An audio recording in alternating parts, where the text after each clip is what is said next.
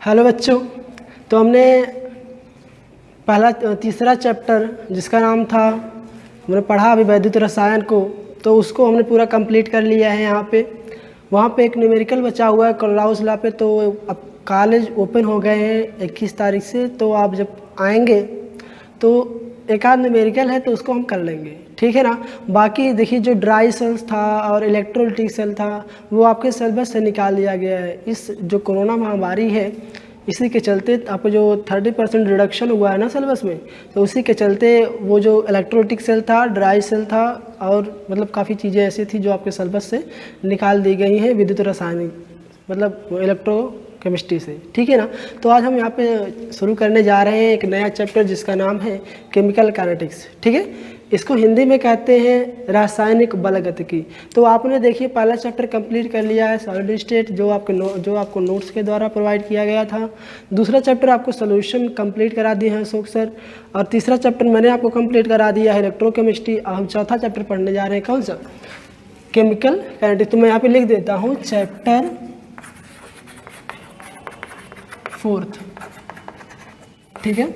अच्छा, अब देखिए मैं आपको बताता हूँ कि ये केमिकल काइनेटिक्स एक्चुअली होती क्या है। देखो इसमें जो देखो अगर इस चैप्टर को हम देखें ध्यान से तो इसमें दो वर्ड है, एक है केमिकल और दूसरा है काइनेटिक्स। देखिए केमिकल का मतलब यहाँ पर है केमिकल रिएक्शन से, किससे?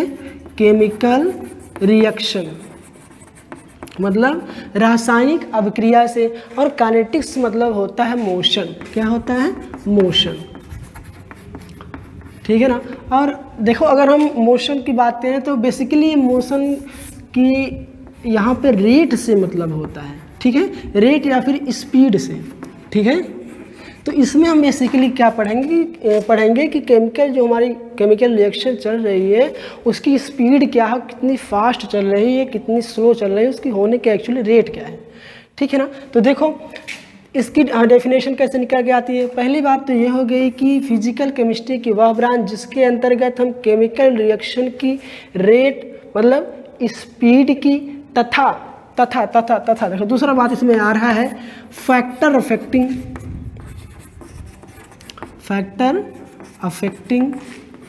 Rate of reaction. देखो कुछ नहीं है, इसका मतलब ये है ना कि केमिकल रिएक्शन को प्रभावित करने वाले कारक, ठीक है। फैक्टर मतलब होता है कारक, ठीक है। अफेक्टिंग मतलब होता है प्रभावित करने वाले, ठीक है, प्रभावित करने वाले, ठीक है। तो किसी भी केमिकल रिएक्शन की रेट को प्रभावित करने वाले कारक और केमिकल रिएक्शन की रेट का हम फिजिकल केमिस्ट्री के जिस ब्रांच के अंतर्गत पढ़ेंगे उसे क्या कहेंगे? केमिकल काइनेटिक्स, ठीक है। देखो अच्छा से फिर से इसको डिफाइन करते हैं, कहते हैं कि फिजिकल केमिस्ट्री की वह ब्रांच जिसमें केमिकल रिएक्शन की रेट अथवा स्पीड एवं उनको मतलब ये जो रेट ऑफ रिएक्शन है, ठीक है, उनको प्रभावित करने वाले कारकों का अध्ययन करेंगे, उन्हें क्या कहेंगे? उस ब्रांच को क्या कहेंगे? केमिकल काइनेटिक्स, ठीक है। अब हम इस चैप्टर को प्रॉपरली स्टार्ट करते हैं। देखिए सर, इससे पहले कि हम चैप्टर को स्टार्ट करें मैं आपको ये बता देना चाहूँगा कि ये जो केमिकल काइनेटिक्स है इसको हम पढ़ते हैं इंडस्ट्रियल पॉइंट ऑफ व्यू से। मैंने आपको इसमें पहले ही बताया कि इसमें हम पढ़ेंगे क्या कि केमिकल रिएक्शन कितनी फास्ट हो रही है, कितनी स्लो हो रही है, और अगर ये फास्ट स्लो हो रही है तो कौन से कारक होंगे जो इनको प्रभावित करेंगे। तो मैं आपको बताऊं बेसिकली 3 ही कारक होते हैं जो इनको प्रभावित करते हैं। पहला होता है कंसंट्रेशन मतलब समझ रहे हैं ना, सांद्रता। जैसे आप यूँ समझे कि आपने शरबत बनाया है, ठीक है। एक में देखो एक कंटेनर है जिसमें आपने शरबत रख दिया है और दूसरा कंटेनर पड़ोसी में है, इसमें आपने सीरा रख दिया है, ठीक है, सीरा रख दिया है। मतलब समझ रहे हो ना, जिसमें मतलब जलेबी छानी जाती है, जो मतलब छानने की वजह से डुबोई जाती है, वही ये सीरा है और ये शरबत है। तो आप बताओ कि इसकी सांद्रता ज़्यादा होगी, इसकी सांद्रता ज़्यादा होगी। ये देखो सीरा है, ठीक है, और ये शरबत है, ठीक है, ये शरबत है। तो आप बताओ कि इसकी सांद्रता ज़्यादा होगी। सिंपल सी बात है, सीर की ज़्यादा होगी कि नहीं होगी, सिंपल सी बात, ठीक है। तो केमिकल रिएक्शन को प्रभावित करने वाला जो पहला कारक है वो कंसंट्रेशन है, ठीक है। दूसरा आता है टेम्परेचर। क्या आता है?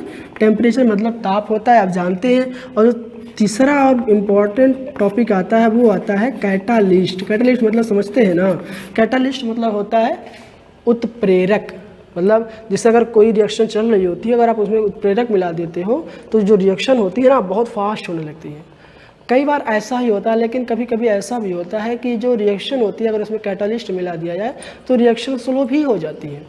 और ऐसे कैटालिस्ट जो रिएक्शन के रेट को घटा देते हैं उनको क्या कहते हैं, नेगेटिव कैटालिस्ट। ठीक है, तो बेसिकली हम इसमें क्या पढ़ेंगे, मतलब जो केमिकल रिएक्शन हो रही है उसको कितनी फास्ट हो रही है, कितनी स्लो हो रही है। अगर हम उस रिएक्शन को फास्ट करना चाहें या स्लो करना चाहें तो इनमें से कौन से कारक को हम घटाएं या बढ़ाएं ताकि हमारा जो रिएक्शन हो फास्ट चलने लगे। ठीक है, तो मैंने आपको बताया कि ये जो केमिकल काइनेटिक्स है इसको हम पढ़ते हैं इंडस्ट्रियल पॉइंट ऑफ व्यू से। मतलब अगर हमको कोई प्रोडक्ट बनाना है, बड़ा सा प्रोडक्ट, ढेर सारा प्रोडक्ट बनाना है, तो हमको इंडस्ट्रियल पॉइंट ऑफ व्यू से ये मतलब ज़रूरी होता है कि हम उनको जल्दी से बना लें और बहुत ज़्यादा अमाउंट में बनाएं, तभी ना हम सप्लाई कर पाएंगे। जैसे अभी मान लो हमको H2SO4 बनाना है, तो जब तक हमको पता नहीं होगा कि ये रिएक्शन कैसे हो रही है, कितनी, अगर हम मतलब फटाफट बनाना है तो अगर हमको उसमें कौन सा कैटालिस्ट लगाना होगा, कितना टेम्परेचर रखना होगा, कितना कंसंट्रेशन रखना होगा, इन सब की जब जानकारी हमको होगी तभी तो हम H2SO4 को बहुत आसानी से और बहुत तेज़ी से बहुत ज़्यादा अमाउंट बना पाएंगे कि नहीं बना पाएंगे, सिंपल सी बात है, बना पाएंगे। ठीक है, अच्छा, तो ये जो केमिकल काइनेटिक्स हम पढ़ते हैं किससे पढ़ते हैं, इंडस्ट्रियल पॉइंट ऑफ व्यू से। अच्छा, अब देखिए इसमें मैं आपको पहली बात बताता हूँ रेट की। मैंने आपको बताया कि ये केमिकल रिएक्शन से रिलेटेड है और ये किससे रिलेटेड है, रेट से, मतलब स्पीड से। ठीक है, देखो रेट मतलब दर भी होता है। ठीक है, बहुत ज़्यादा कंफ्यूज होने की बात नहीं है, या फिर स्पीड मतलब चाल भी कह सकते हो रफली, या फिर मतलब बहुत ज़्यादा मैटर नहीं करता आप दर कह रहे हो क्या कह रहे हो। ठीक है, तो रेट ऑफ द रिएक्शन मैं आपको बताता हूँ रेट क्या होता है। देखो रेट मतलब ये होता है ना कि कोई भी क्वांटिटी अगर टाइम के रेस्पेक्ट में चेंज हो रही है, ध्यान दीजिएगा, मतलब कोई भी राशि अगर टाइम के साथ चेंज हो रही है तो वह उस पर्टिकुलर क्वांटिटी की रेट होती है।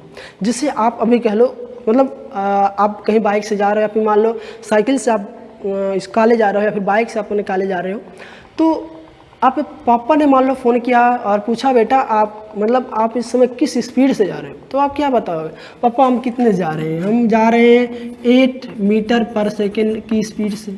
मतलब क्या कह रहे हो, मतलब कि हम 1 सेकेंड में 8 मीटर की दूरी तय कर रहे हैं, यही ना आप कह रहे हो कि पापा हम 8 मीटर पर सेकेंड की चाल से जा रहे हैं। मतलब देखो कि नीचे क्या आपने रखा, नीचे आपने रखा टाइम, ठीक है, और ऊपर क्या रखा आपने, डिस्टेंस रखा, दूरी को रखा।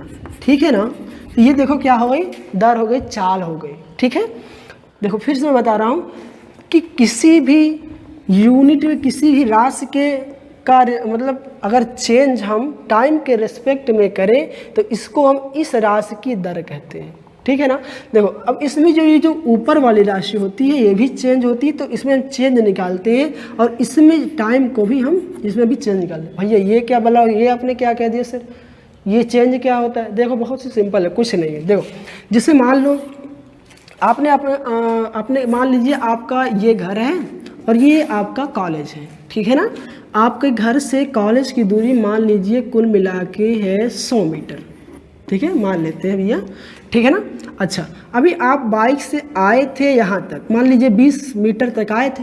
ठीक है, अब यहीं पर आए थे तभी आपके पापा का फ़ोन आया, भैया आप कितनी तेज़ी से जा रहे हैं, तो आपने कहा पापा हम 8 मीटर पर सेकंड की स्पीड से जा रहे हैं। तो अच्छा, अब यहाँ पे फ़ोन आया था और फिर आपने बात करते करते यहाँ तक चले गए, मतलब मान लो लगभग 50 मीटर तक। ठीक है, और इसमें जाने में जो कुल टाइम लगा, ठीक है, वो लगा मान लो 10 सेकंड लगा।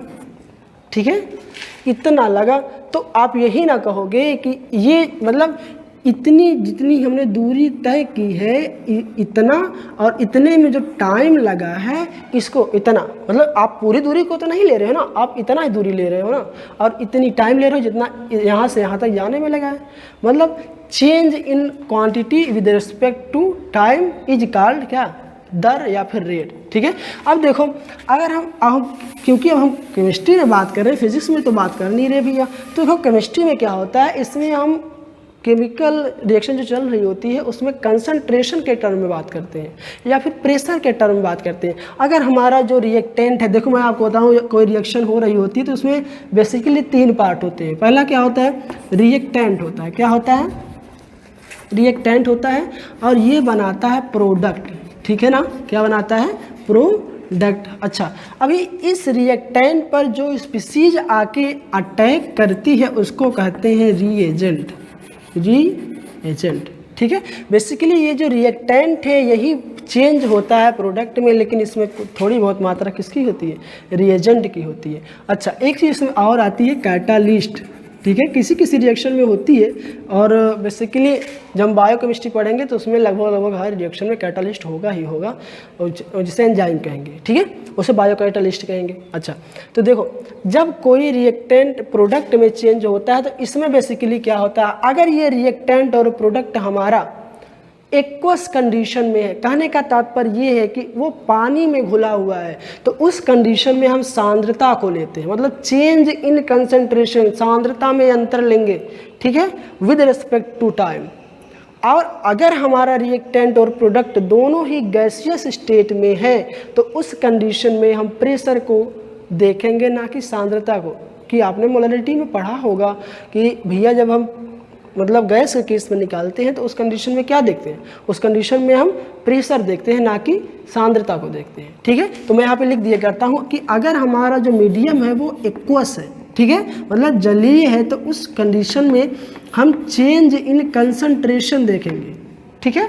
लेकिन अगर हमारा जो मीडियम है, यहाँ पे मैं मीडियम से मीडियम दिखा दे रहा हूँ, एक्वस, यहाँ पे कंसंट्रेशन तब देखेंगे। और अगर हमारा जो मीडियम है वो हमारा कैसा है, गैसियस है, ठीक है, गैसियस है, तो उस कंडीशन में हम देखेंगे चेंज इन प्रेशर।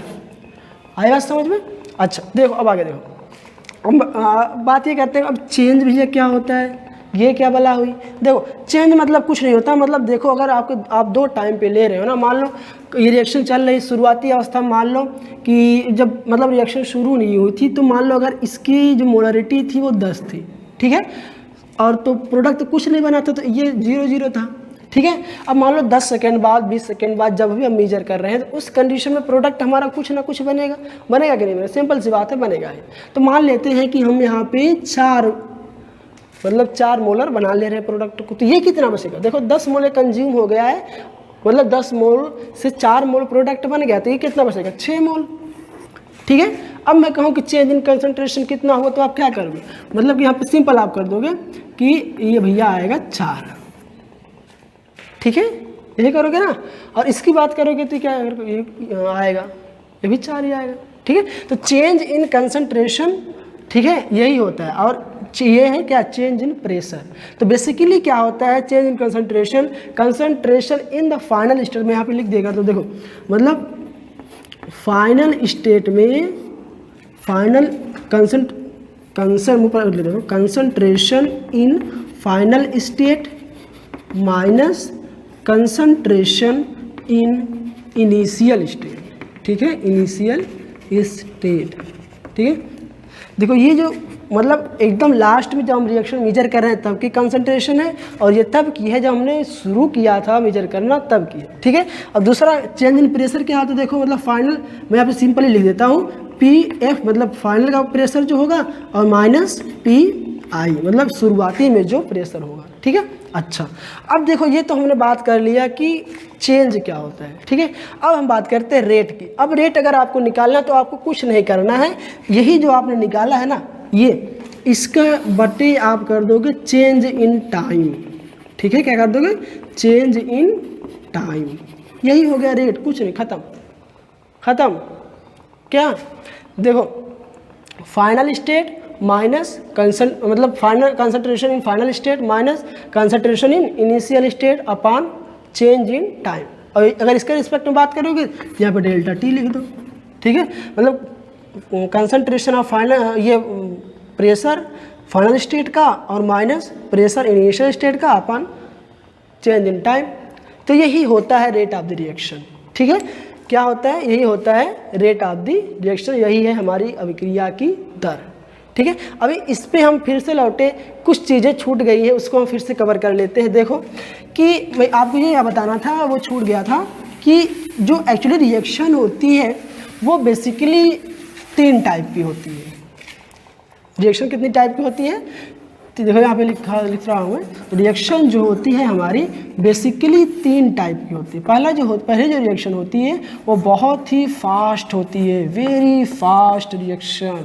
मतलब यूँ ना कि आपने रिएक्टेंट को डाला उधर प्रोडक्ट मिल गया, आपने रिएक्टेंट डाला प्रोडक्ट मिल गया, ठीक है। मतलब इंस्टेंट टाइम में, बहुत ही कम टाइम में, बहुत ही फ्रैक्शन ऑफ टाइम में हो जाता है, ठीक है। तो ऐसे रिएक्शन को क्या कहते हैं? Very fast reaction.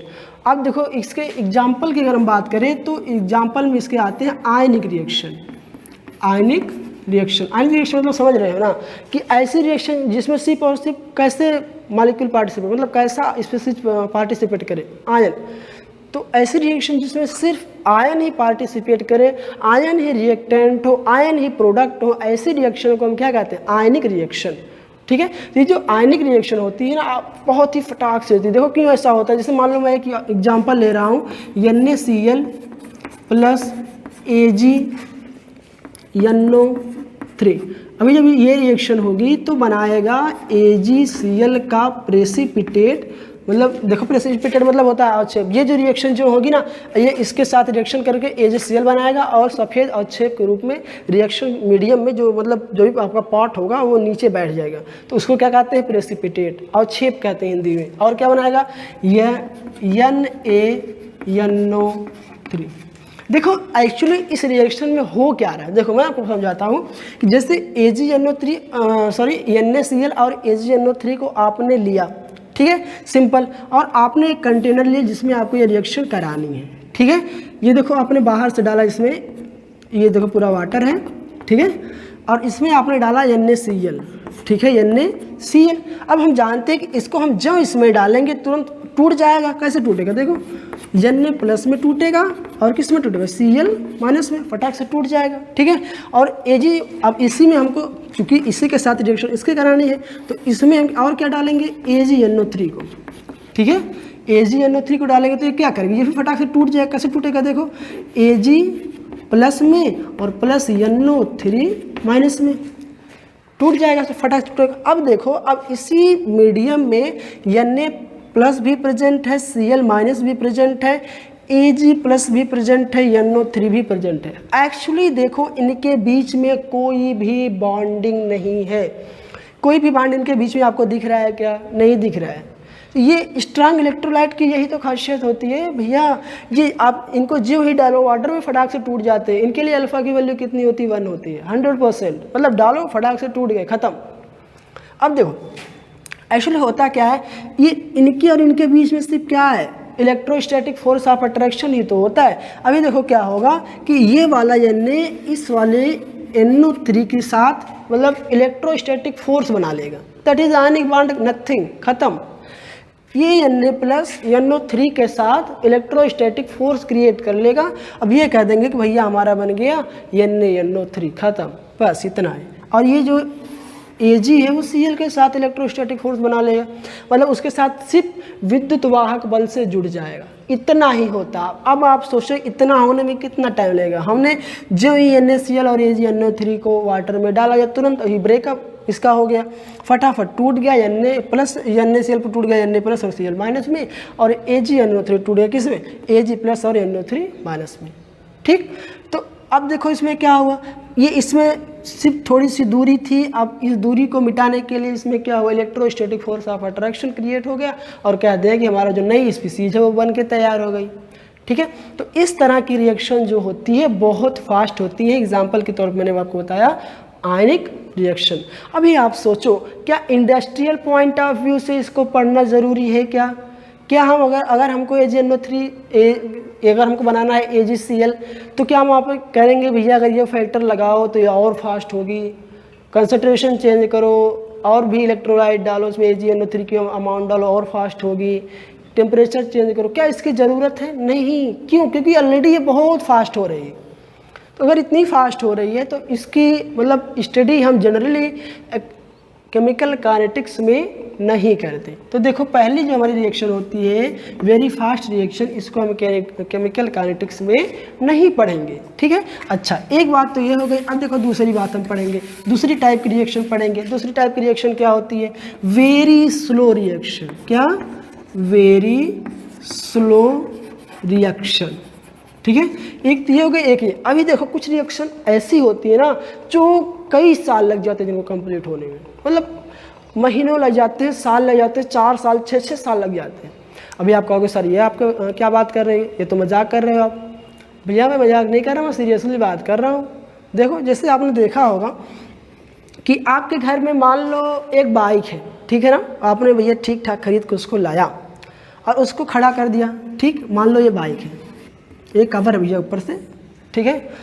तो ये पूरी तरह से पेंट है, ठीक है। पेंट ना भी हो तो भी कोई बात नहीं, अभी आप इसको रख दो। तो आप मुझे बताओ कि कितने समय में इसमें जंग लगेगा? क्या आपने ज्यों लाया तो 2 दिन बाद आप देखोगे इसमें जंग लग जाएगा? नहीं, ऐसा नहीं होता। तो अगर इसको आप देखोगे पूरा कंप्लीटली जंग लगा हुआ, तो देखो कम से कम इस रिएक्शन को होने में 2 साल या फिर 2.5-3 साल लग जाते हैं। तो ऐसे रिएक्शन को क्या पढ़ना जरूरी है? नहीं। भैया इसको आप क्यों पढ़ोगे, क्यों पढ़ना चाहोगे? केमिकल काइनेटिक्स में इसको तो नहीं है पढ़ते हैं, ठीक है। तो केमिकल काइनेटिक्स में आपको बताऊं, पहली ये जो रिएक्शन वेरी फास्ट हो रही है, ये दूसरी रिएक्शन जो वेरी स्लो हो रही है, इन दोनों ही रिएक्शन को हम केमिकल काइनेटिक्स में नहीं पढ़ते, ठीक है। अब हम पढ़ेंगे किसको? भैया सबको अपना कार्ड दे रहे हो, भैया तुमको नहीं पढ़ेंगे, तुमको नहीं पढ़ेंगे, तो पढ़ेंगे किसको? मैं आपको बताता हूँ। ऐसी रिएक्शन जो ना तो बहुत फास्ट हो ना ही बहुत स्लो हो, उन्हीं को हम इसमें पढ़ते हैं, उनको कहते हैं मॉडरेट रिएक्शन। मॉडरेट रिएक्शन, ठीक है। मॉडरेट रिएक्शन ऐसी रिएक्शन होती है जो इनसे तो फास्ट होती है लेकिन इनसे स्लो होती है। मतलब इनकी मतलब एक यूँ कहें कि एक ठीक ठाक टाइम में कंप्लीट हो जाती है। ऐसा क्यों होता है मैं आपको बताता हूँ एग्जाम्पल के तौर पे, ठीक है। एग्जाम्पल लेके बताता हूँ। देखो जैसे आपका अमोनिया अगर बनाना तो आप क्या करोगे? N2 लोगे और साथ में क्या लोगे? H2 लोगे, ठीक है। और आप बनाओगे 2 मोल NH3 के, ठीक है। ये देखो मॉलिक्यूलर रिएक्शन है। इसके एग्जांपल देखो होता है जो एग्जांपल में मॉलिक्यूलर रिएक्शन, मतलब ऐसी रिएक्शन जिसमें मॉलिक्यूल इन्वॉल्व हो इंस्टेड ऑफ क्या? आयंस, ठीक है। तो इसमें देखो क्या है, अभी आप नाइट्रोजन को देख लो तो नाइट्रोजन में बेसिकली 2 नाइट्रोजन के बीच में 3 बांड होते हैं ऐसे।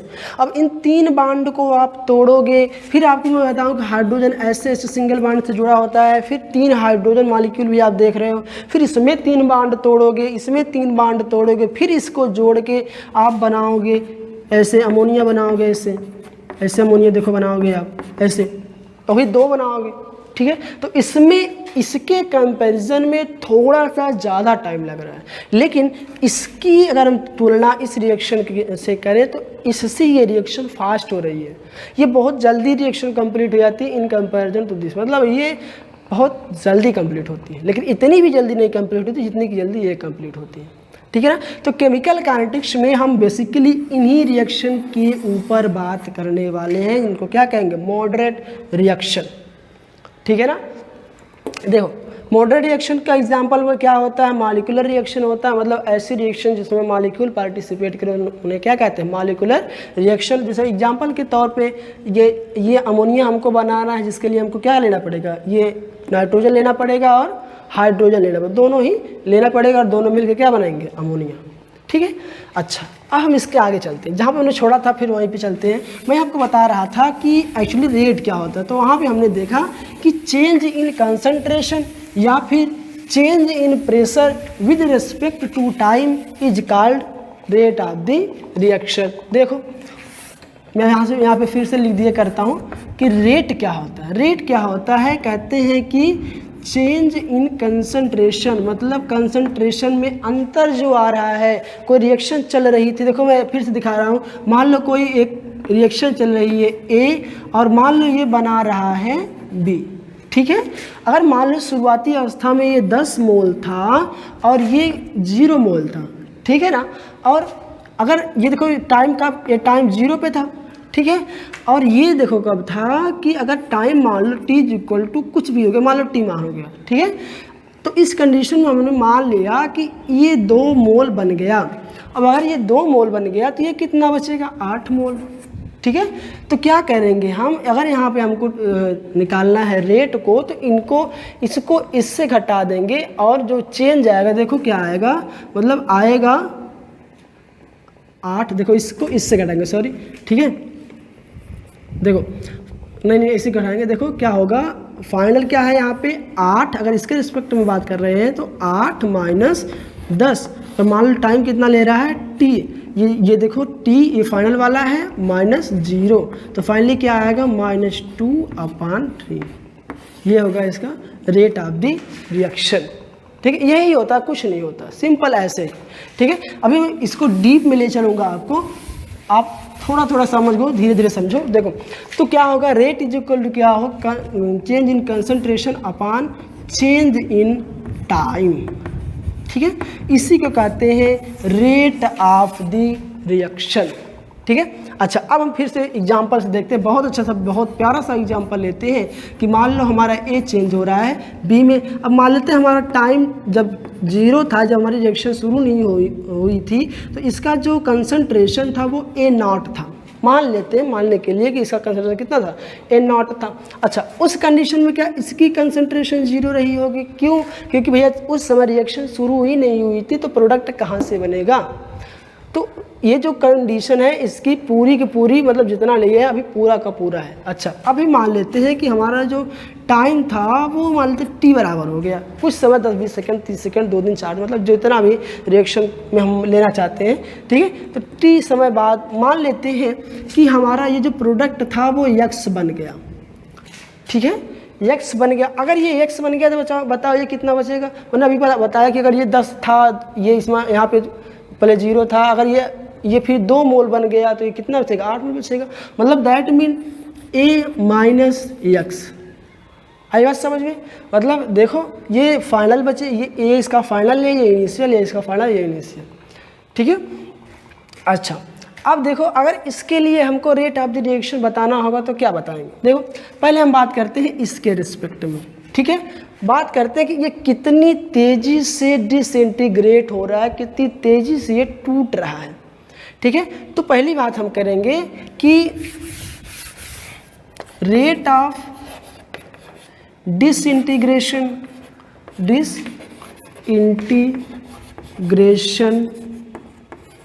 ऑफ ए।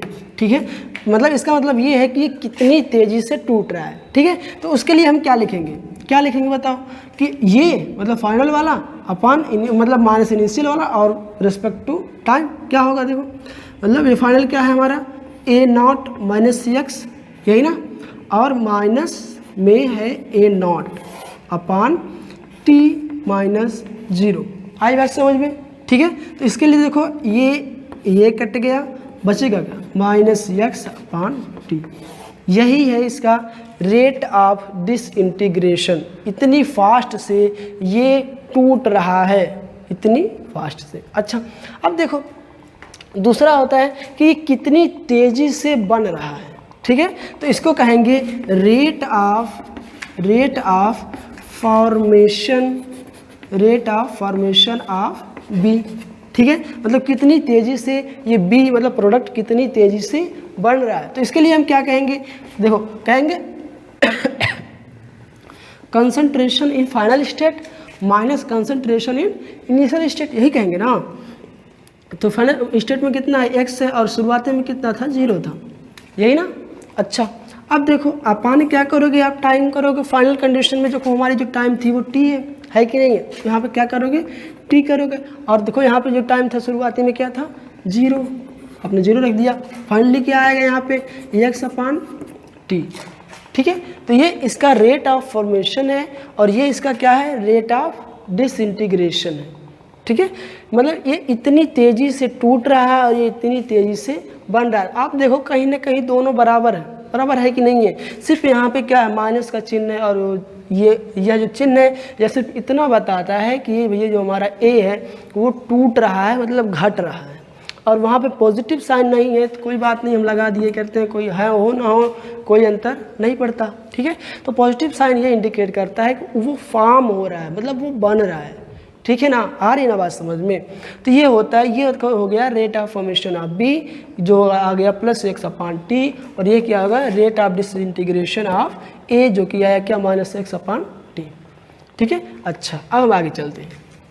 अब हम बात करते हैं रेट ऑफ द रिएक्शन पे, मतलब अभिक्रिया की दर क्या होगी। और सॉरी मैंने इसको मिटा दिया, अभिक्रिया की दर क्या होगी, देखो फिर से लिख दिया करता हूँ।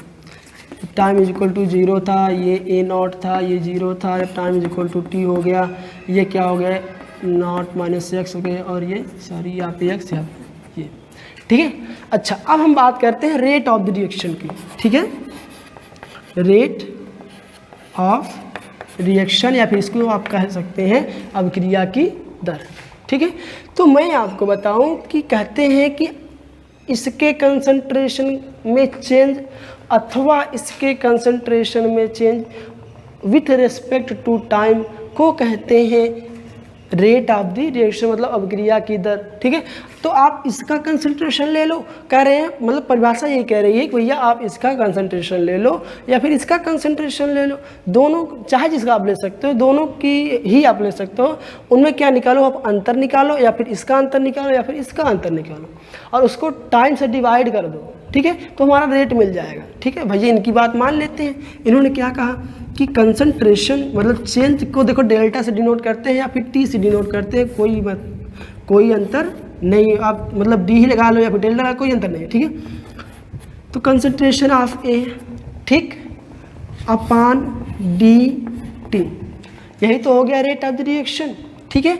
अभी देखो कह रहे ये आप ये रखो या फिर change in concentration of B लिखो upon change in concentration of T लिखो, यही रेट ऑफ द रिएक्शन है, यही कह रहे हैं भाई साहब। अच्छा, अब मैं आपको एक चीज़ बताऊं कि जो स्पीड होती है कभी भी नेगेटिव नहीं होती है, मतलब जो स्पीड होती है ना कभी भी नेगेटिव, इसकी वैल्यू नेगेटिव हो ही नहीं सकती, ऑलवेज इसकी वैल्यू जो होती है वो पॉजिटिव ही होती है, ठीक है ना। तो देखो अब हम देखते हैं क्या ये जो वैल्यू है क्या दोनों एक दूसरे में बराबर है कि नहीं है, इस चीज़ को देखेंगे। देखो इसकी वैल्यू रख दो, हमने वहाँ से क्या निकाल के लाया था, ये क्या थी पिछला बार, थोड़ा अगर आपको याद हो तो अभी मैंने 2 मिनट पहले कराया था, इसकी वैल्यू निकल के आई थी -x/t, और इसकी वैल्यू निकल के आई थी x/t। अच्छा, मतलब यहाँ पे माइनस यहाँ पे प्लस है, ये दोनों बराबर नहीं है साहब, क्यों, क्योंकि यहाँ पे तो आपने माइनस लगा दिया, तो ये दोनों बराबर नहीं है। और मैंने पहले आपको बताया कि रेट कभी नेगेटिव नहीं होती, लेकिन यहाँ पे आप कह रहे हैं कि नेगेटिव है, तो अब क्या किया जाए। तो भैया मैं बताऊँ, अगर देखो यहाँ पे इस नेगेटिव को हटाने के लिए अगर आप यहाँ पे ऑलरेडी एक नेगेटिव लगा दो तो क्या ये नेगेटिव पॉजिटिव हो जाएगा। देखो ऐसे बाहर से जिसका मल्टीप्लिकेशन करोगे तो ऐसे हो जाएगा, ये पॉजिटिव फाइनल स्टेट आ जाएगा, आएगा कि नहीं आएगा, आ गया। तो देखो इसी तरह से रेट ऑफ द रिएक्शन लिखते हैं, आई बात समझ में।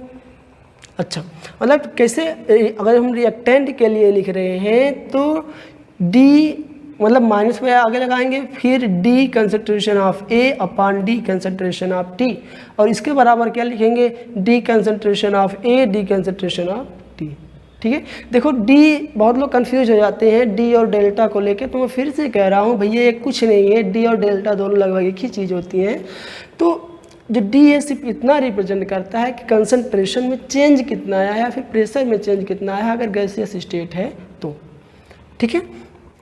अच्छा आगे चलते हैं। देखो इतनी बात तो हमने तब सीखी जब यहाँ पे स्टोइचियोमेट्री एक थे। अब भैया ये क्या बात है, आपने ये कहा क्या कहा कि स्टोइचियोमेट्री एक है। देखो आपने पहले ही 11th के पहले चैप्टर में पढ़ा होगा स्टोइचियोमेट्रिक कोफिशिएंट। अगर आप भूल गए तो मैं आपको फिर से याद दिलाता हूँ कि स्टोइचियोमेट्रिक कोफिशिएंट क्या होता है। देखो अगर कोई रिएक्शन चल रही होती है, जैसे मैंने अभी आपको बताया कि पिछले मतलब जब मॉडरेट पढ़ा रहा था तो मैंने आपको बताया कि N2 + 3H2 बनाता है क्या 2 मोल ऑफ NH3, यही बनाता है ना। तो देखो अभी मैं आपको बताऊं, ये जो मॉलिक्यूल लिखा हुआ है इसके आगे ये जो 3 लिखा हुआ है, ये इसमें 2 लिखा हुआ है, इसमें 1 लिखा हुआ है, मतलब ये जो मॉलिक्यूल है ना इसके आगे ये जो अंक लिखे हुए हैं इसी को कहते हैं स्टोइचियोमेट्रिक कोफिशिएंट, ठीक है। मैं फिर से बता रहा हूँ, किसी भी केमिकल रिएक्शन में ये जो मॉलिक्यूल के आगे 1 2 मतलब जो गिनती लिखी होती है ना, उसी को कहते हैं स्टोइचियोमेट्रिक कोफिशिएंट। ठीक है, तो ये हमने रेट ऑफ द रिएक्शन तब निकाला जब स्टोइचियोमेट्रिक कोफिशिएंट 1 था। ठीक है, जिससे यहाँ पे देखो, यहाँ पे मैंने कुछ नहीं लिखा, इसका मतलब यहाँ पे क्या था, स्टोइचियोमेट्रिक कोफिशिएंट यहाँ पे 1 था, यहाँ पर भी 1 था। अच्छा, अभी मान लो कि अगर हमारा स्टोइचियोमेट्रिक कोफिशिएंट चेंज हो रहा, मेरा गला थोड़ा सा बैठा हुआ है तो हो सकता है मेरी आवाज़ थोड़ी बहुत प्रॉब्लम हो आपको, लेकिन मैं मैनेज कर रहा हूँ, तो आप लोग भी मैनेज कीजिए। ठीक है ना। तो देखो ये कब की कंडीशन है कि ये स्टोइचियोमेट्रिक कोफिशिएंट यहाँ पहले वाली कंडीशन जितना हमने निकाला है ये अभी तक, इसमें स्टोइचियोमेट्रिक कोफिशिएंट को हमने 1 मान के इतना काम किया है। अच्छा, अब मान लेते हैं कि स्टोइचियोमेट्रिक कोफिशिएंट 1 नहीं है, तो उस कंडीशन में हम रेट ऑफ द रिएक्शन कैसे निकालेंगे, अब और rate of the disintegration of reactant कैसे निकालेंगे, rate of the formation of product कैसे निकालेंगे, मतलब कितना फास्ट हमारा प्रोडक्ट बन रहा है उसको कैसे बताएंगे, कितना स्लो मतलब कितना फास्ट हमारा जो रिएक्टेंट कैसे ख़त्म हो रहा है इसको कैसे बताएंगे। देखो बहुत आसान है, कुछ नहीं है, सिर्फ आप मेरे साथ बने रहो, मैं आपको बताता हूँ कि पूरी फिजिकल केमिस्ट्री में इससे आसान कुछ नहीं है। पूरी फिजिकल केमिस्ट्री में इससे आसान कोई चैप्टर नहीं है, मैं आपको बता रहा हूँ। ठीक है, देखो अगर मान लो कि ये 2 मोल है, 2 मोल ए के हैं और बना रहे हैं 3 मोल बी के। ठीक है ना। अच्छा, अभी आप सोचो मतलब 2 मोल अगर इसका टूटा तो 3 मोल भी बन रहा है। फिर से सुनो, 2 मोल अगर ए का टूट रहा है तो 3 मोल क्या बन रहा है, बी बन रहा है ना। अच्छा, मतलब मान लेते हैं जब t = 0 था तो उस कंडीशन में इसका जो कंसंट्रेशन था वो A0 था और इसका जो कंसंट्रेशन था वो 0 था। ठीक है। अच्छा, अभी मान लो कि जो कंसंट्रेशन हमारा t टाइम पे, मतलब जब टाइम हमारा t हो गया तो उस कंडीशन में हमारा जो कंसंट्रेशन था वो घट के A0 - 2x हो गया और ये बनेगा 3x। ठीक है, देखो आप पहले कंफ्यूज हो रहे हैं कि भैया ये क्या आपने लिख दिया। देखो आप यहाँ पे सिर्फ x भी लिख सकते हो, यहाँ पे आप सिर्फ x लिख लो, यहाँ भी सिर्फ x लिख लो, कोई अंतर नहीं है। इस समय इसलिए बता रहा हूँ क्योंकि अगर आप ऐसा करते हो ना, जब हम आगे न्यूमेरिकल सॉल्व करेंगे तो बहुत आसानी हो जाएगी। ठीक है, तो इसकी आप आदत सी डाल लो कि यहाँ पे मतलब उतना घटाएंगे जितना हमारा स्टोइचियोमेट्रिक कोफिशिएंट होगा। ठीक है, देखो t मतलब देखो अगर जब टाइम 0 था तो इसका कंसंट्रेशन A0 था, इसका कंसंट्रेशन 0 था। जब टाइम t हो गया तो उस कंडीशन में मान लो इसका 3 मोल बना तो इसका कितना ख़त्म होगा, 2 मोल ख़त्म होगा कि नहीं होगा। मतलब देखो मैं यहाँ पे ही ऊपर में मैंने बता दिया है कि अगर इसका 2 मोल ख़त्म होता है पूरा तो इसका कितना मोल बनेगा, 3 मोल बनेगा, यही ना। अच्छा, तो मतलब अगर यहाँ पे 3 मोल बन रहा है तो इसका कितना मोल खत्म होगा, 2 मोल। यही तो मैंने लिखा है भैया, कोई रॉकेट साइंस बता दी क्या, नहीं ना। देखो फिर से बता रहा हूँ, तीसरी बार बता रहा हूँ कि देखो ये अगर इसके 2 मोल खत्म हो रहे हैं तो इसके 3 मोल बनेंगे। ठीक है, मतलब उसी चीज़ को मैंने देखो यहाँ पे लिख दिया x के फॉर्म में, मतलब x के मल्टीपल में। ठीक है, तो यहाँ पे देखो 3 मोल बन रहे हैं, 3x बन रहा है तो इसका कितना मोल कंज्यूम होगा, 2x ही ना। तो यहाँ पे देखो वही मैंने सिंपल लिख दिया A0 - 2x, ये इसका फाइनल कंसंट्रेशन आया और इसका कितना आया 3x। ठीक है, अगर इस कंडीशन में हमको लिखना हुआ कि रेट ऑफ डिसइंटीग्रेशन ऑफ ए। ठीक है, तो उस कंडीशन में हम कैसे लिखेंगे, देखो कुछ नहीं लिखेंगे, उसमें लिखेंगे कि ये जो कंसंट्रेशन चेंज था वो कितना था। मतलब देखो सिर्फ इतना लिखेंगे कि change in concentration of A upon change in time. ये वैसा ही रहेगा जैसे हमने पढ़ा था स्टोइचियोमेट्रिक कोफिशिएंट जब 1 था तब जैसे पढ़ा था वैसे ही। ठीक है, वैसे कोई अंतर नहीं है। अब देखो अगला क्या होता है कि rate of formation of B. ये क्या होगा, सिंपल वैसे ही होगा कि change in the concentration of B upon change in time. ठीक है, सिंपल, ऐसे ही कुछ नहीं करना इसमें आपको। ठीक है, अच्छा अब मैं आपको बताऊं कि रेट क्या होती है। देखो अब यहाँ पे हम निकालेंगे क्या, रेट ऑफ द रिएक्शन। ठीक है, रेट ऑफ रिएक्शन मतलब होता है क्रिया की दर। इस रिएक्शन के, इस पर्टिकुलर रिएक्शन के लिए अभिक्रिया की दर क्या होगी।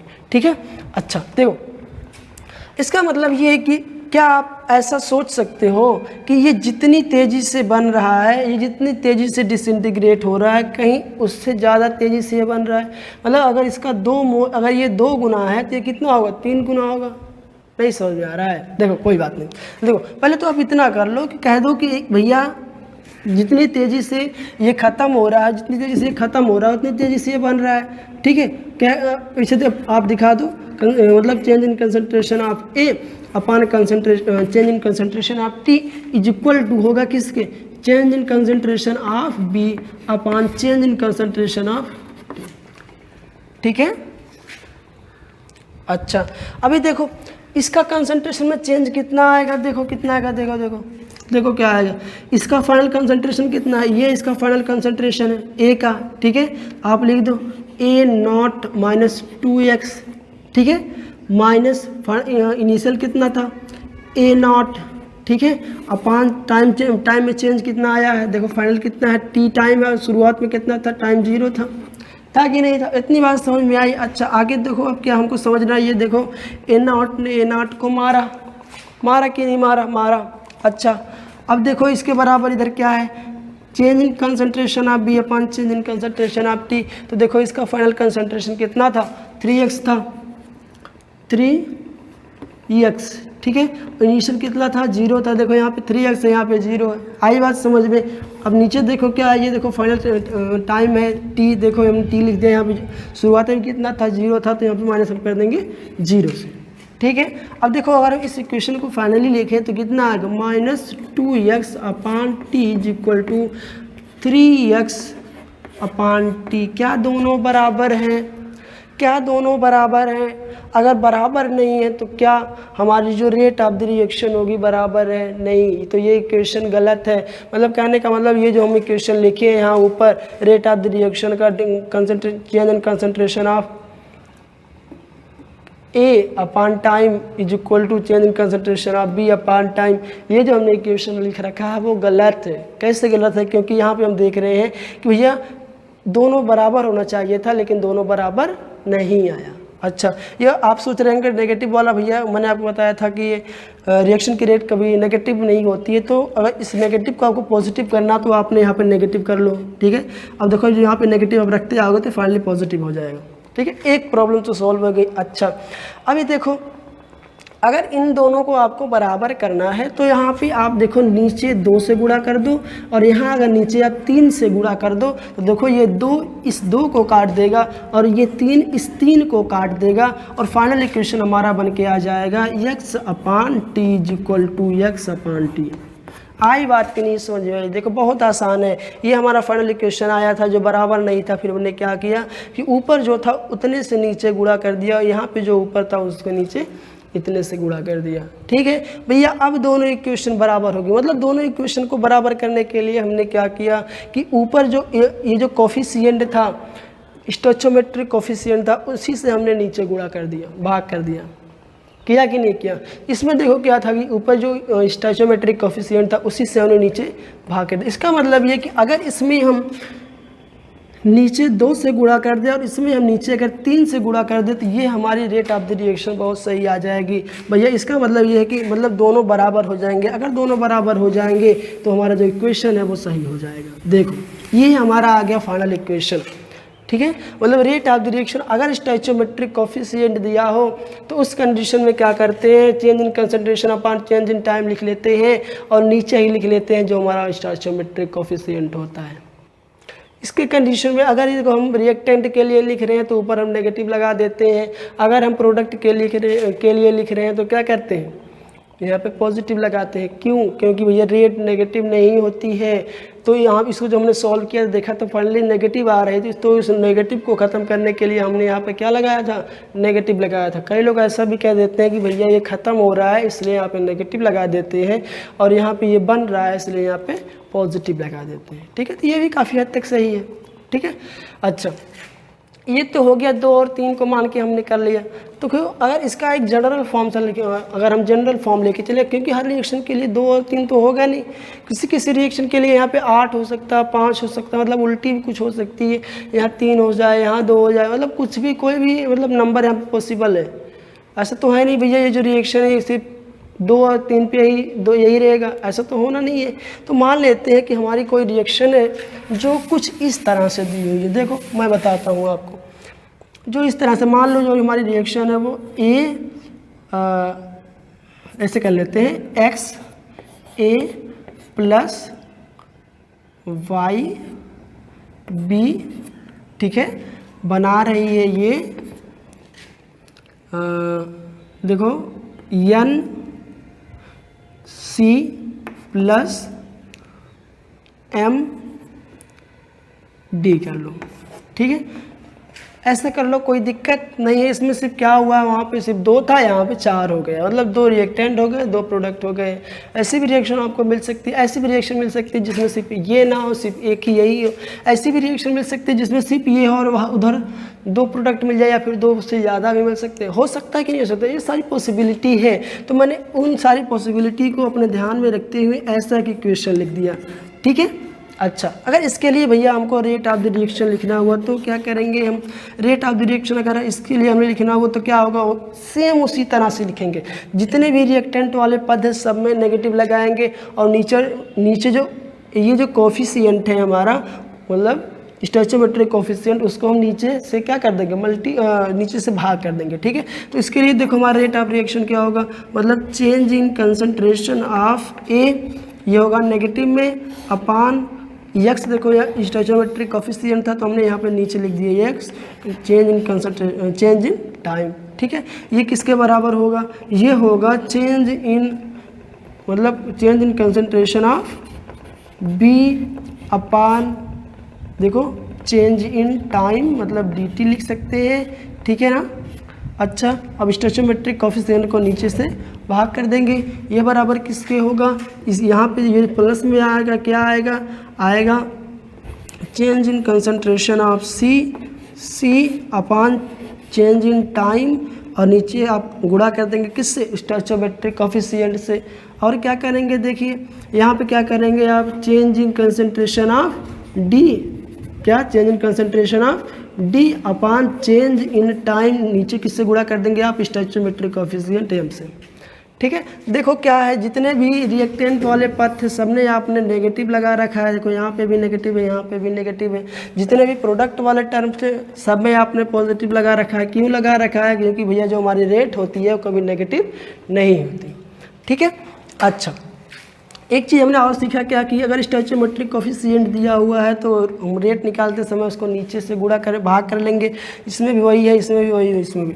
अब बात ये आती है कि कई लड़के इसमें ये कंफ्यूज होते हैं कि सर अगर हमको रेट ऑफ द रिएक्शन निकालना तो क्या हमको इतनी बड़ी क्वेश्चन लिखना पड़ेगा, मतलब अगर हमको रेट निकालना, अगर इसमें 10 इस तरह से दिए, 10 रिएक्टेंट है, 10 प्रोडक्ट है, तो क्या हम सबको ऐसे लिखेंगे, नहीं, आपको इतना नहीं लिखना है। अगर आपने सिर्फ एक इतना लिख लिया ना, इतना लिख लिया तो आप रेट ऑफ द रिएक्शन निकाल सकते हो। या फिर मान लो आपको ये ना दे के आपको ये दिया हुआ, ये मान लो नहीं दिया हुआ है, ठीक है, ये आपको ये दिया हुआ है पूरा टाइम, ठीक है। तो अगर आपको ये पता चल जाए तो आप रेट ऑफ द रिएक्शन निकाल सकते हो। फिर इसका आप कंपैरिजन करके ये भी निकाल सकते हो कि एक्चुअली ये जो कंसंट्रेशन चेंज है ए का वो क्या है, ठीक है। तो इस पे बेस्ड हम अभी न्यूमेरिकल करेंगे, लेकिन आज के लिए हम अपनी इस सेशन को यहीं पे विराम देते हैं और आपसे अनुरोध करते हैं कि जितना हमने पढ़ाया है आप इसको ज़रूर से पूरा पढ़ लीजिएगा और इसका नोट्स बना लीजिएगा, ठीक है।